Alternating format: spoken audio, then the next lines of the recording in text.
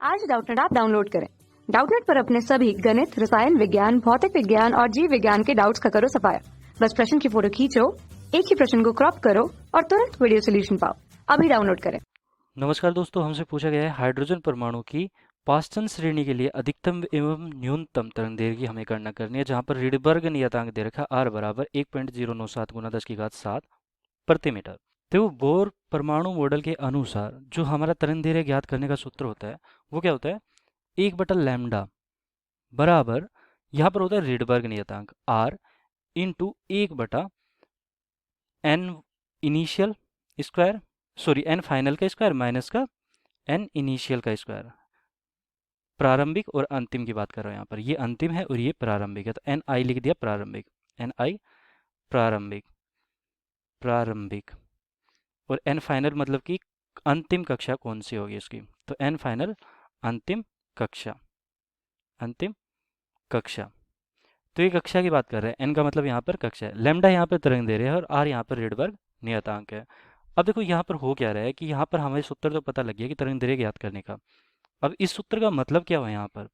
देखो जैसे हमारे अलग अलग ऊर्जा स्तर होते हैं, अलग अलग कक्षाओं के अलग अलग ऊर्जा स्तर होते हैं, तो यहाँ पर मैंने क्या बनाया है, ये ऊर्जा स्तर बनाया है। जैसे कि ये n बराबर 1 ऊर्जा स्तर है, मतलब n बराबर 1 का कक्षा का ऊर्जा स्तर है, n बराबर 2 कक्षा होगी, n बराबर 3 कक्षा होगी, ऐसे ही हम अनंत कक्षाओं की बात करते हैं, n बराबर अनंत कक्षाओं की। अब ये कक्षाएं क्या होती है, जैसे कि इलेक्ट्रॉन है, ये हमारा नाभिक है, नाभिक के चारों ओर क्या करते हैं, इलेक्ट्रॉन्स चक्कर लगाते हैं, तो ये एक निश्चित कक्षा में चक्कर लगाते हैं, n बराबर 1, n बराबर 2 इस प्रकार चक्कर लगाते हैं। तो ये हमारी कक्षा है, ये स्थायी ऊर्जा स्तर है। तो इसमें क्या होता है कि जब इलेक्ट्रॉन उच्च कक्षा से निम्न कक्षा में आता है तो क्या करता है कि ये एक विकिरण उत्सर्जित करता है जो जिसकी कोई तरंग दैर्घ्य होती है। तो ये तरंग दैर्घ्य ज्ञात कैसे की जाती है इस विकिरण की तरंग दैर्घ्य इस प्रकार कि n फाइनल क्या है, मतलब कि n फाइनल 1 है तो प्रथम कक्षा में आ रहा है इलेक्ट्रॉन हमारा, और n इनिशियल क्या है कि दूसरी कक्षा से आ रहा है। तो ये बनती है हमारी, जैसे कि n बराबर 1 में आ रहा है, इसका मतलब है कि लाइमन श्रेणी में आ रहा है, लाइमन में। अगर हमारा अंतिम n फाइनल अगर 1 है, मतलब कि प्रथम कक्षा है, तो ये लाइमन श्रेणी होती है। अगर इलेक्ट्रॉन क्या करता है कि यहाँ से किसी भी कक्षा से और दूसरी कक्षा में आता तो ये पास्टन श्रेणी हो जाती, बामर श्रेणी हो जाती, सॉरी बामर श्रेणी हो जाती है। और यहाँ पर पास्टन श्रेणी की बात कर रहे हैं, तो पास्टन श्रेणी के लिए n फाइनल बराबर हमारा क्या होता है, n फाइनल बराबर 3 होता है, और ये किसके लिए होता है, पास्टन श्रेणी के लिए, पास्टन श्रेणी। तो हमारे पास जो सूत्र बनता है वो क्या बनता है, पास्टन श्रेणी के लिए सूत्र बनता है 1/लैम्डा बराबर आर, यहाँ पर रिडबर्ग नियतांक है, 1/ फाइनल मतलब कि n फाइनल 3 स्क्वायर हो गया, तो 3 स्क्वायर माइनस का 1/n इनिशियल स्क्वायर। अब n इनिशियल का मतलब यहाँ पर क्या हुआ कि इससे ऊपर की जितनी भी कक्षाएं हैं, 4 5 6 7 8, n इनिशियल क्या हो सकता है, 4 5 डैश डैश डैश इनफाइनाइट तक, मतलब कि कोई भी कक्षाएं हो सकती है। तो ये हमारा हो गया क्या, पास्टन श्रेणी के लिए सूत्र। अब देखो हमारे पास पास्टन श्रेणी के लिए सूत्र आ चुका है, तो हमें ज्ञात क्या करना है इसके लिए, न्यूनतम एवं अधिकतम तरंगदैर्घ्य याद करनी है। तो न्यूनतम और अधिकतम, तो अधिकतम ज्ञात करते हैं। अधिकतम कब होती है, देखो अधिकतम तब होगी जब इनकी ऊर्जा स्तर का अनुपात अंतर सबसे ज्यादा होगा। तो देखो यहाँ पर ऊर्जा स्तर का अनुपात सबसे ज्यादा कब होता है, जैसे जैसे हम ऊपर जाते हैं वैसे वैसे अनुपात जो अंतर है हमारा घटता चला जाता है।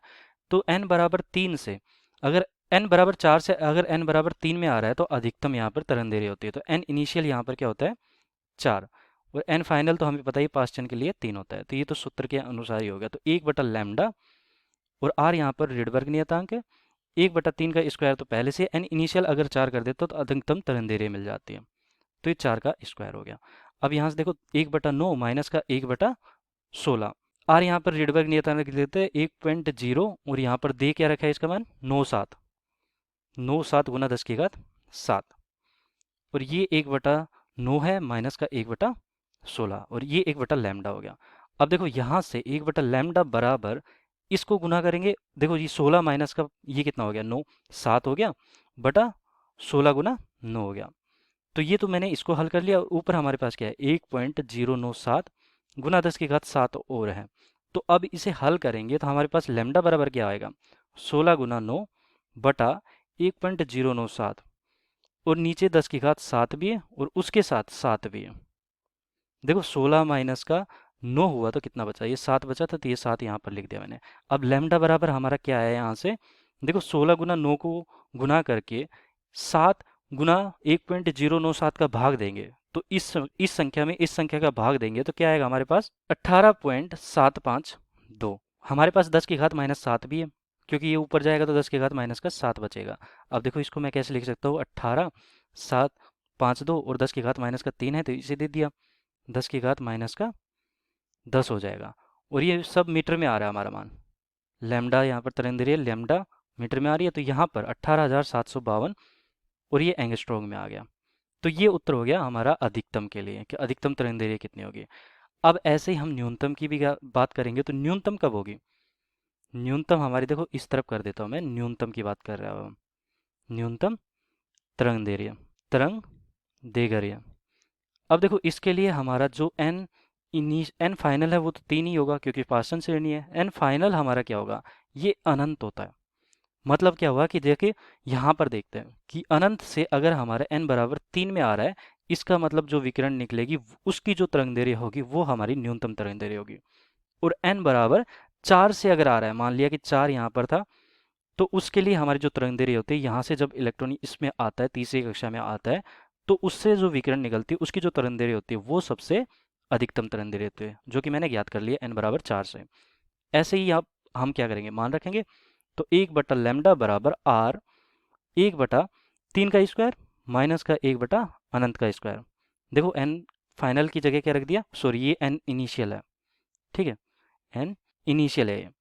तो 1/3 का स्क्वायर माइनस 1 बटा इनफाइनाइट का स्क्वायर, तो ये 0 हो गया, r/9 हो गया। तो r/9 r हमारा कितना है, 1.097 10 की घात 7/9 है, और ये 1 बटा लैम्डा है। अब देखो लैम्डा हमारा कितना आ गया, 9/1.097, और ये 10 की घात 7 हमारा क्या है, नीचे ही है, ठीक है, तो 10 की घात 7 नीचे है। अब लैम्डा यहाँ से क्या आया, 9 में 1.097 का भाग देंगे और 10 की घात माइनस का 7 ऊपर हो जाएगा।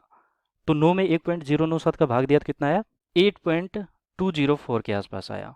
अब देखो यहाँ पर लैम्डा हमारा कितना आया निकल के, ये आया, देखो यहाँ से अगर मैं 10 की घात -3 इसे दे दूँ तो ये तो एंगस्ट्रॉम बन जाएगा, 10 की घात माइनस का 10, और ये कितना बन जाएगा, 8204 एंगस्ट्रॉम।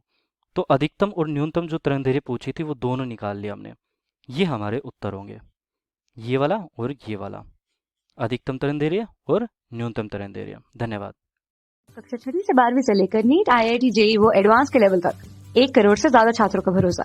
आज ही डाउनलोड करें डाउटनेट ऐप या व्हाट्सएप करें अपने सारे डाउट्स 8400 400 400 पर।